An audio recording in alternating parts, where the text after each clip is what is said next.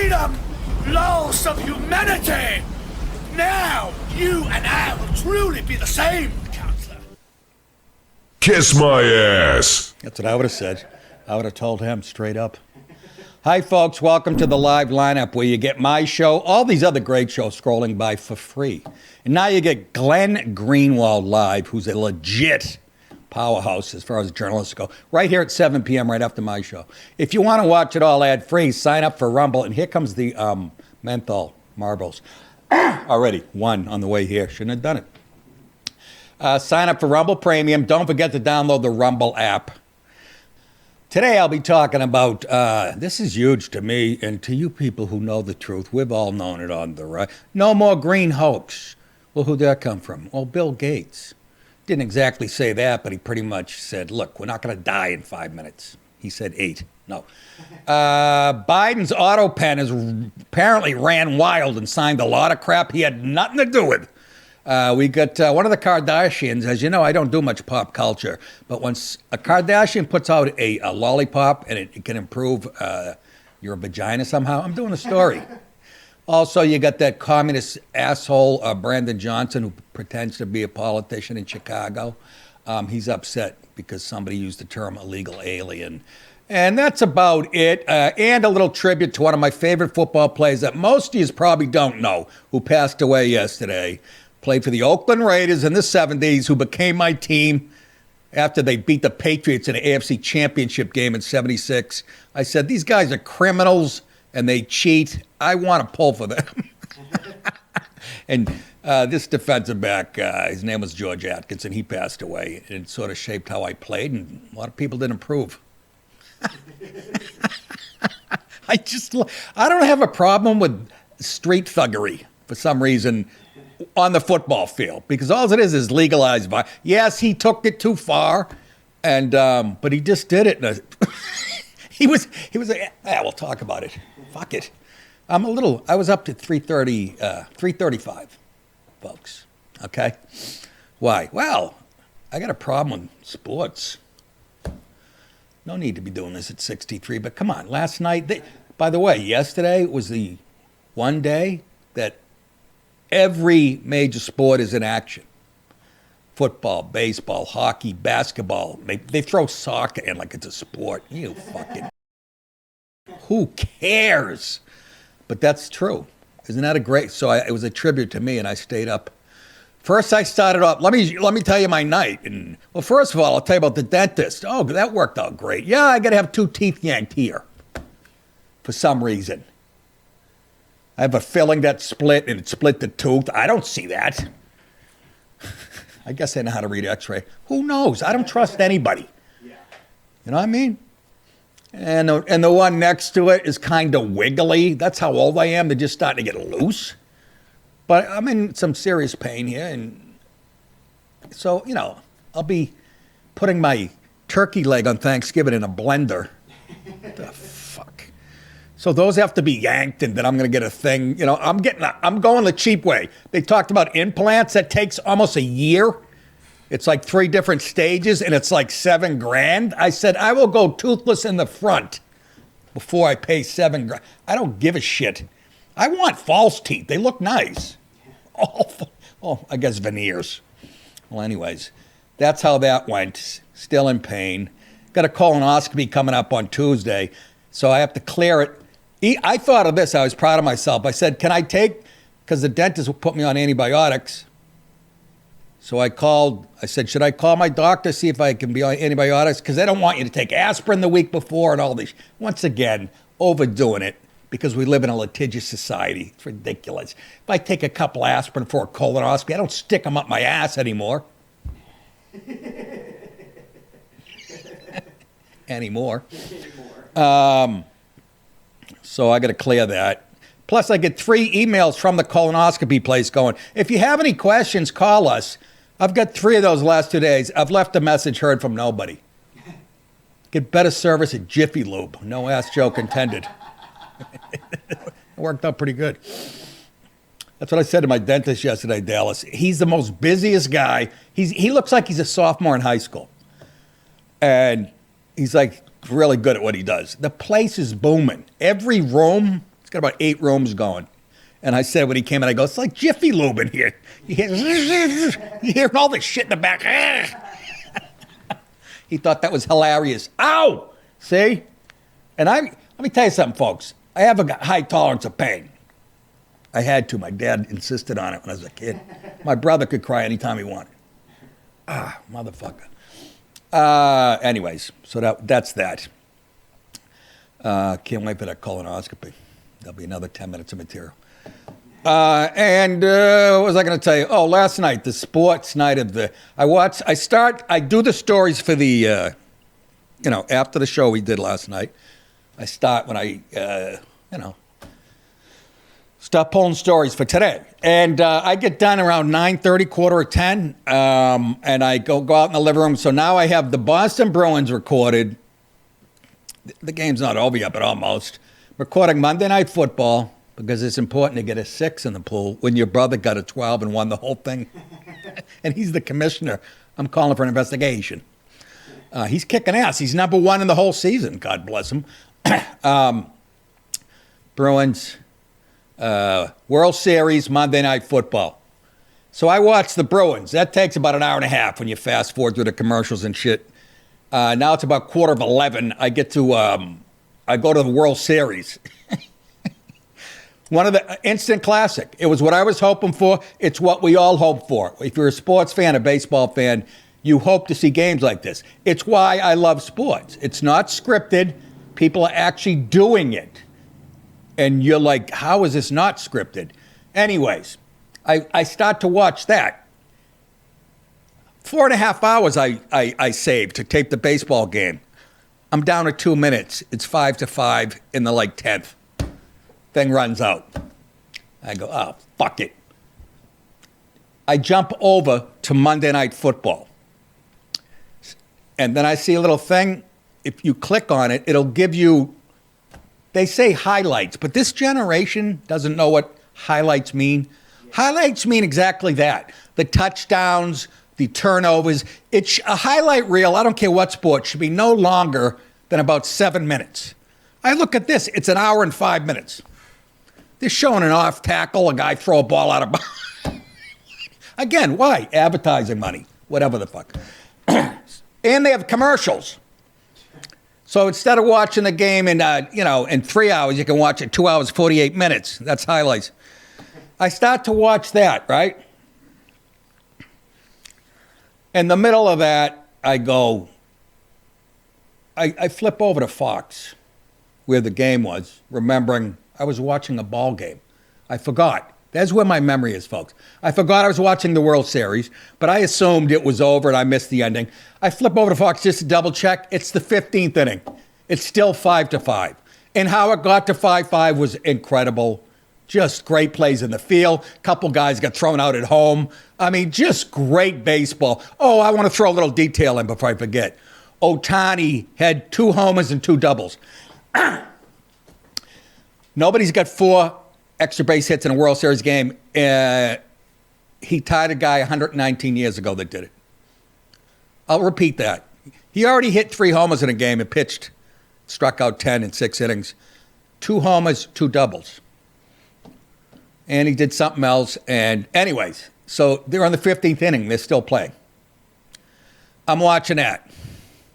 Goes to commercial like an asshole. I go back to the football game. Why? I don't know. I have a no attention span. Start to watch that again. Get wrapped up in that. And go, oh, fuck. Can you imagine? It's like, I'm dying over here.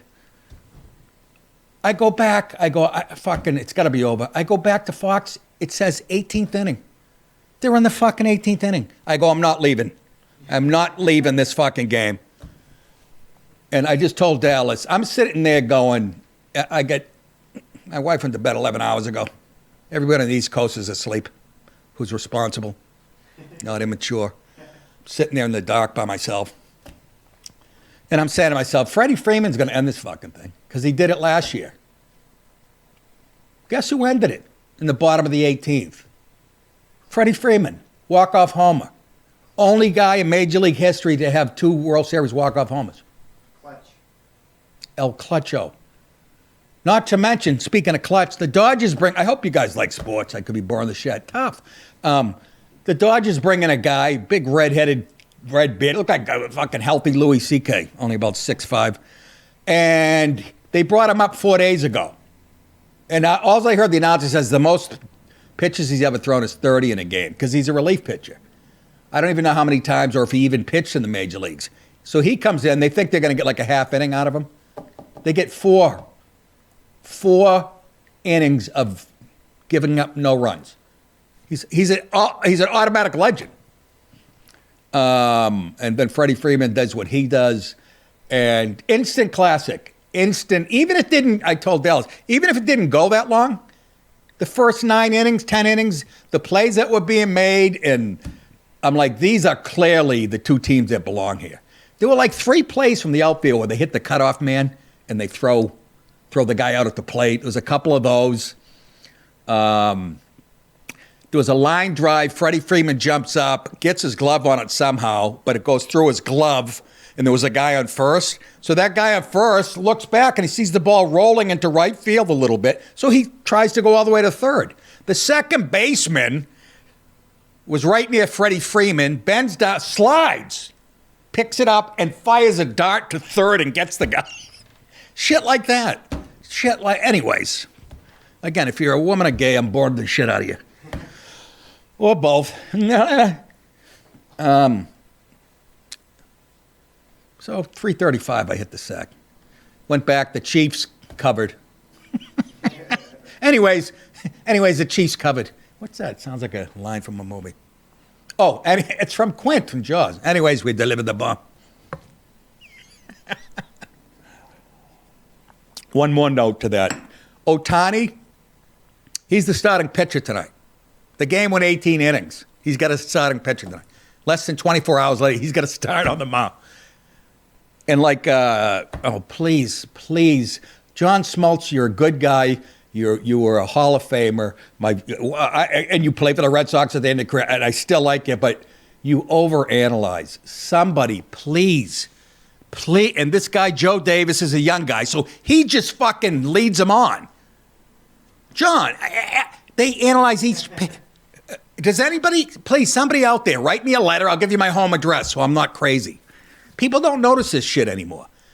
He talks about every pitch, where it should be, and what he wants you to do. What he's doing is letting you know you can't be a dummy and do what I did for a living or be a Hall of Famer without being this smart. That's all they do. Not just him. He just happens to be obsessed with every pitch, and it's overanalysis to the 10th power. Please, does anybody fucking regulate this shit or train anybody anymore? Vin Scully used to do the game by himself. You understand? And that's all we really need. He used to say stuff like, and a ball can't get rid into the stands. Please, John, somebody, fucking Fox. But they don't train anybody. They just throw him. He's a Hall of Fame. He knows what he's talking about. But he's trying to convince you that baseball is an intellectual exercise because they have a hang-up jocks about them not being smart and being dumb jocks. They do it in hockey. They do it in football. If the games were half that mental, you wouldn't be able to perform the tasks they do physically. If you had to think about all the shit that John Smoltz is telling you pitchers are thinking about before they throw a pitch. It's bullshit. He's paid to talk and analyze, but somebody pull the reins in. I had always thought that about him, and then I picked up a paper, New York Post, and Phil Mushnick, who's more of a curmudgeon than I am, fucking old Jewish guy, New York writer. He calls people out on race and everything. He was my favorite writer, but he started a paragraph, Smoltz, the insufferable, and that's, I swear to God, that's what's behind it. They want you to believe that they are super intelligent, and you can't be a dummy and when we know, most relief pitchers are just that, 6'5", 240-pound dummies who can throw a baseball through a cement wall. But enough. I actually muted it. I fucking muted like 2 innings. Just because of that. Anyways, let's get to the garbage, which is the news. End of the green hoax. I talk so much that this thing fucking died on me. Hold on, folks. Stay right there. Let it roll. Warts and all, as we say here on the business. End of the green hoax. There's a doomsday view of climate change that goes like this. In a few decades, cataclysmic climate change will decimate civilization. The evidence is all around us. Just look at all the heat waves and storms caused by rising global temperatures. Nothing matters more than limiting the rise in temperature. Fortunately, this is by Bill Gates, I think. I don't know if this part is. Fortunately for all of us, this view is wrong. Although climate change will have serious consequences, particularly for people in the poorest countries, it will not lead to humanity's demise. So, well, there goes your final fucking nugget, Democrats. That's the last big lie that you guys had in your pocket. But Bill Gates, who's leading the charge in all this, is saying, calm down. He said people will be able to live and thrive in most places on Earth for the foreseeable future. Emission projections have gone down, and with the right policies and investments, he's still on the gas though, innovation will allow us to drive emissions down much further. Unfortunately, the doomsday outlook is causing much of the climate community to focus too much on near-term emission goals, and it's diverting, Bill, because it's turned political, and it's all they got. So it's all they want to talk about. And that's what politics is about, fear. Especially the Democrats. They live on fear. Near-term emission. And it's diverting resources from the most effective things we should be doing to improve life in a warming world, Bill Gates says. It's not too late to adopt a different view and adjust our strategies for dealing with climate change. Excuse me. I wonder how many Democrats like AOC were passing out when they heard this. Next month's Global Climate Summit in Brazil, known as COP30. Isn't that something when you have a cough in your chest? You guys know what I mean. See, what's the is an excellent place to begin, especially because the summit's Brazilian leadership is putting climate adaptation and human development high on the agenda. See? It's all, we're going to die. Although climate change will hurt poor people more than anyone else, who cares? Whoops, Nick. For the vast majority of them, well, first of all, how's it going to hurt poor people? Poor people are homeless, and a lot of them fucking freeze. If you're homeless on the East Coast, I never understood that, by the way, but this could help, couldn't it? No more newspapers for blankets. No more Whole Food bags over your head when you go to nighty nights. Majority of them will not be the only or even the biggest threat to their lives and welfare. The biggest problems are poverty and disease, just as they always have been. He's basically telling the Democrats, if you guys read, this is what the Republicans and Trump have been telling you forever, even before Trump. According to Al Gore, do you realize Miami was supposed to be underwater 20-something years ago? Do you understand that? Understanding this will let us focus on our limited resources on interventions that will have the greatest impact for the most vulnerable people. Hey, quit being a do-gooder, Bill. Go play some golf. Get a Japanese doll that costs $40,000 and fuck it. Why do you do that? Take a day off. That's all he is a really smart environmentalist. And they're the craziest. He's not crazy, but they are the wackiest, the environmentalists. They've been screaming doom forever. Remember, Kamala? We have to, as far as immigration, remember they were saying people are immigrating from South and Central America because eventually in Africa the heat is going to kill them. So they're gonna go to the United States and hang out in a 7-Eleven where there's air conditioning. That's their theory. That's it, folks. If you want to watch the whole show live and free, go to Rumble and sign up for free. And while you're at it, go to nickdip.com for tour dates and merch. We'll see you guys next time. Hi. Good night, everybody.